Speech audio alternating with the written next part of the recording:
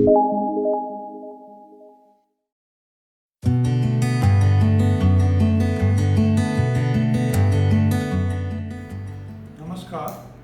मेरा नाम डॉक्टर मनप्रीत सिंह सलूजा है।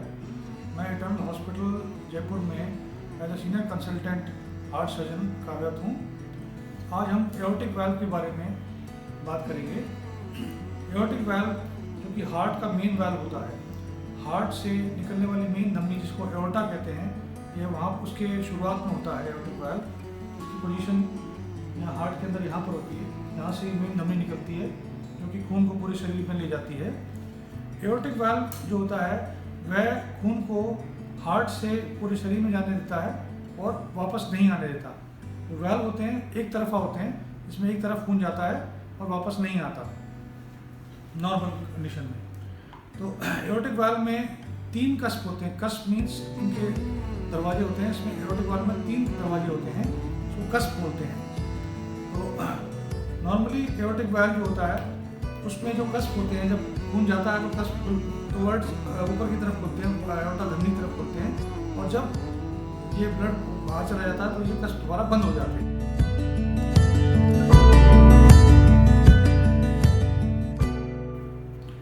एओर्टिक वाल्व में 2 तरह की बीमारी होती हैं। एक होता है इसका सिकुड़ना, इसको स्टेनोसिस बोलते हैं। दूसरा होता है लीकेज होना, इसको कहते हैं रिगर्जिटेशन।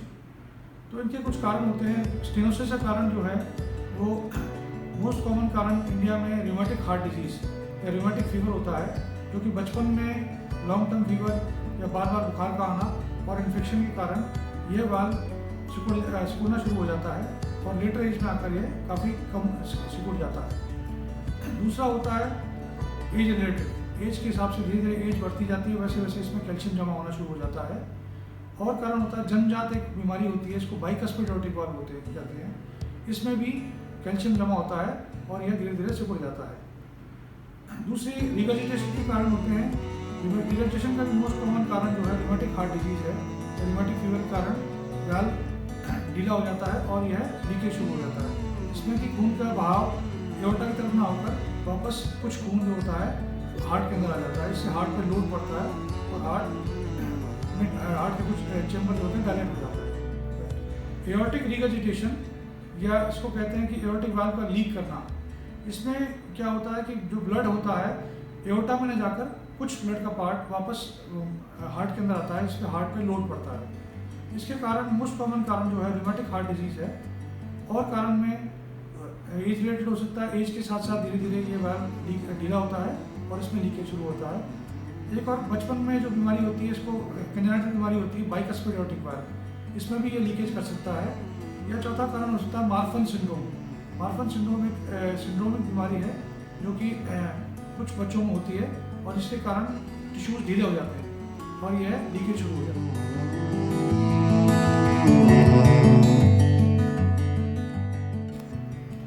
एओर्टिक वाल्व डिजीज की बीमारी के कुछ मुख्य सिम्टम जो होते हैं, जो सांस फूलना, चलते समय सांस फूलता है, या सीने में दर्द हो सकता है, या कमजोरी या थकान के सिम्टम्स हो सकते हैं, या धड़कन कभी कभी घट या बढ़ सकती है, और कुछ पेशेंट्स में पैरों में सूजन आना या चक्कर आना, इस तरह के सिम्टम्स हो सकते हैं।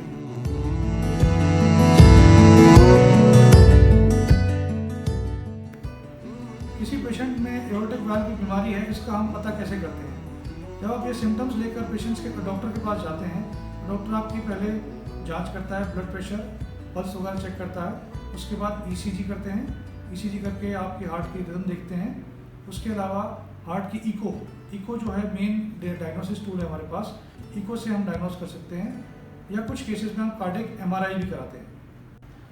अगर पेशेंट 40 साल से ऊपर है तो उसकी हम कार्डियक एंजियोग्राफी कराकर हार्ट की नसों के बारे में पता कर लेते हैं कि नसों की बीमारी साथ में तो नहीं है।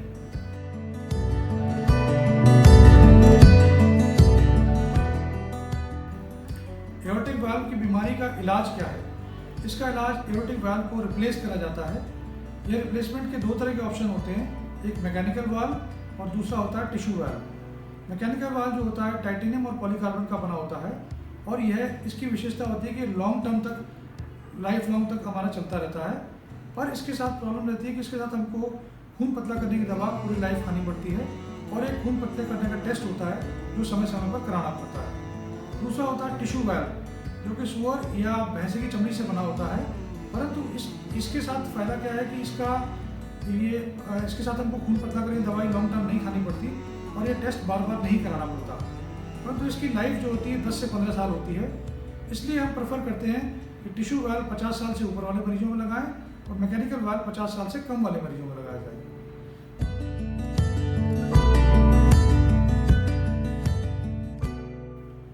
आजकल एक नई तरह का एओर्टिक वाल्व आया है जिसको हम सूचरलेस एओर्टिक वाल्व बोलते हैं। इसमें हम ऑपरेशन के दौरान एओर्टा के ऊपर टाँके नहीं लगाते, बिना टाँके के इस वाल्व को बिठाया जाता है और बैलून द्वारा फुला के ये वाल्व बिठा दिया जाता है। इसमें ऑपरेशन का टाइम कम लगता है और पेशेंट की रिकवरी जल्दी होती है और जो ऑपरेशन टाइम लंबे होने के कारण कॉम्प्लिकेशंस होते हैं उससे बचा जा सकता है। तो इसलिए इस वाल्व को जो लेटेस्ट टेक्निक है हम आज ये लगा रहे हैं और यह राजस्थान और इंडिया में बहुत कम सेंटर्स हैं जो इस वाल्व को लगाते हैं।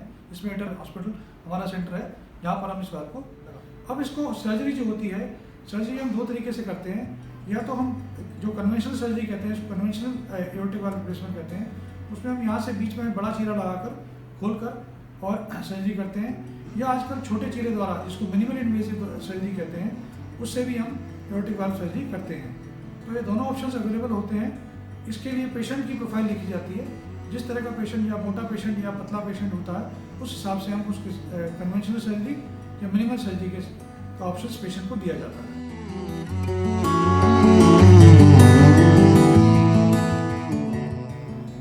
एओर्टिक वाल्व रिप्लेसमेंट सर्जरी, जिसको कि एओर्टिक वाल्व बदलना कहते हैं, यह 4 से 5 घंटे की सर्जरी होती है। इसमें हम पेशेंट को बेहोश होने के बाद इसके हार्ट को रोककर और हार्ट का जो खून होता है वह सर्कुलेट करता है हार्ट लंग मशीन के थ्रू, जिससे कि बाकी शरीर में खून जाता रहे, पर हार्ट को रोका जाता है और हार्ट को रोककर यह वाल्व बदला जाता है। वाल्व बदलने के उपरांत इसको हार्ट को धीरे धीरे वापस अपनी उस पुरानी स्थिति में ला जाता है, इससे हार्ट धड़कना शुरू होता है और यह 4 से 5 घंटे की सर्जरी के बाद पेशेंट को हम आईसीयू में शिफ्ट करते हैं। आईसीयू में पेशेंट को 12 से 24 घंटे बेहोश रखते हैं और धीरे धीरे पेशेंट को होश में लाया जाता है और होश में आने के बाद पेशेंट को जो ट्यूब निकाल के उसको पानी वानी पिलाया जाता है और 2 से 3 दिन पेशेंट आईसीयू में रहता है। उसके बाद पेशेंट को चौथे दिन वार्ड में शिफ्ट किया जाता है, जहाँ की 1-2 दिन रखने के बाद पेशेंट को हम डिस्चार्ज कर देते हैं। टोटल सर्जरी का टाइम जो होता है 4 से 5 दिन का, 5 से 7 दिन का रहता है और 6वें या 7वें दिन पेशेंट को हम डिस्चार्ज कर देते हैं।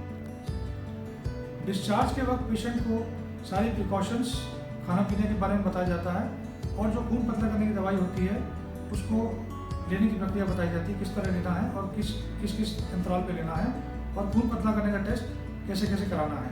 पेशेंट को हम फॉलोअप में 10 से 15 दिन बाद बुलाते हैं। उसके बाद धीरे धीरे महीने बाद पेशेंट को फॉलोअप में रखते हैं।